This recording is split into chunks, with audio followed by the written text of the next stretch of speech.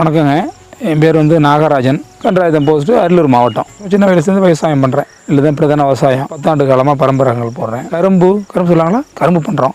கரும்பு நாற்று பண்ணுறோம். கரும்பு சிப்பட்டு முறையில் நறுக்கி அதை போட்டு 30 நாள் கழித்து விவசாயிகளுக்கு 1 மாதம் அட்வான்ஸாக வரும். நெல்லை பொறுத்தவரை பார்த்தீங்கன்னா பரம்பரைகள் கருப்பு கவனி, மாப்பிள சம்பா, துய்யமல்லி, ஈரக சம்பா, காலம் நமக்கு மாதிரி ஒரு 6-7 ரகம் ஒவ்வொரு ஆண்டும் நாங்கள் பண்ணி அதை இது பண்ணுறோம். அது இல்லாமல் கேவிகே சப்போர்ட்டாக இருக்காங்க. இந்த விதை நெல்லை கொடுக்கறதுக்கெல்லாம் அவங்க ஒரு மூலதாரணம்.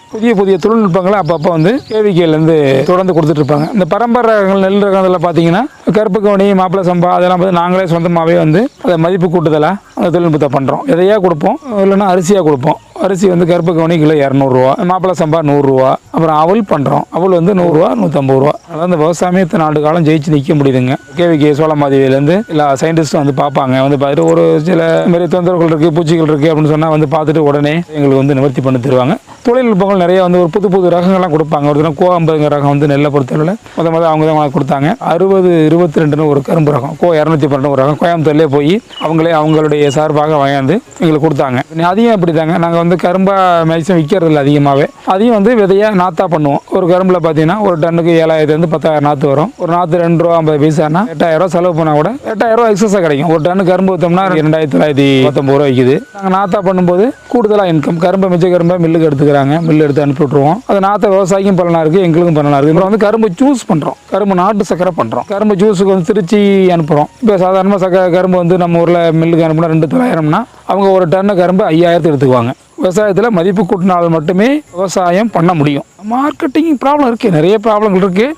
இருந்தாலும் தொடர்புகள் இருக்குது. தொடர்ந்து இப்போ கேவிகே இருக்குது, அவங்க தெரிஞ்சவங்க சொல்லுவாங்க, சரி நெல் வேணுங்களா, நாகராஜிட்ட வாங்கிங்க. விதை நெல். அவல் வேணுமா, நாகராஜிட்ட போங்க. கருப்பு கவனி வேணுமா, நாகராஜிட்ட போங்க, கொடுப்பாருங்க. வியாபாரி விற்கிறது வேறு, விவசாயத்துலேருந்து இவ்வளோ பண்ணுறது. அரைக்கிற மிஷின் வச்சு சின்னதாக உரிச்சு அதை மதிப்பு கூட்டி பண்ணுறோம். கொஞ்சம் ப்ராப்ளம் இருந்தாலும் பரவாயில்ல, போகுது. நிறைய தொழில்நுட்பங்கள் அப்பப்போ வருவாங்க.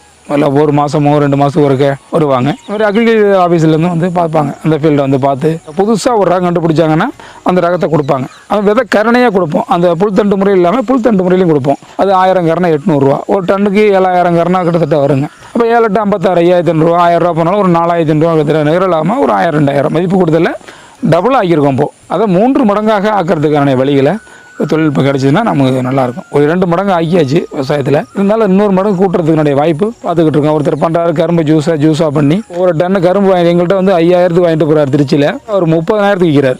ஒரு டன்னுக்கு 600 லிட்டர் ஜூஸ் வருது அவருக்கு. எங்கள்கிட்ட வாங்கிட்டு அவருக்கு நிகர லாபம் 25,000 ரூபா பாருங்கள். 50 ரன் கொடுத்தாருன்னா அவருக்கு கிட்டத்தட்ட 10 லட்சம் ரூபா நிகர லாபம். அந்த மாதிரி விவசாயத்தில் பண்ணணும். அரசாங்கம் நம்ம சப்போர்ட் பண்ணலாம். நீங்கள் விவசாயத்தில் ஊக்கத்தொகையாக எதுவும் பண்ணுறதில்ல. இன்னும் கொஞ்சம் உதவி பண்ணாங்கன்னா கொஞ்சம் நல்லாயிருக்கும்.